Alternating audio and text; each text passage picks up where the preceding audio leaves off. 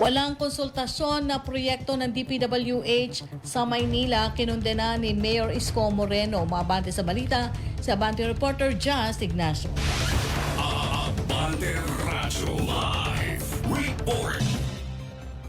Rocky, hindi natuwa si Manila Mayor Isko Moreno sa mga proyektong ginagawa ng Department of Public Works and Highways o DPWH sa Maynila na hindi kinukonsulta sa kanilang lokal na pamalaan.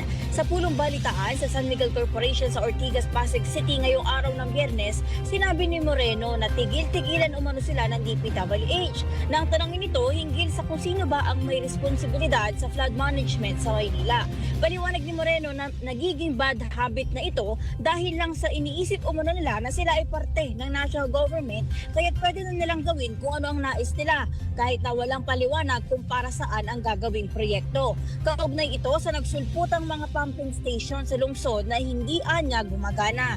Binigyang diin naman ni Moreno na dapat ay maayos na inire-report kay Pangulong Bongbong Marcos ang mga problema na anya'y kanyang idudulog sa Pangulo ang mga proyekto ng DPWH na nagiging dahilan umano ng problema sa pagbaha sa Maynila.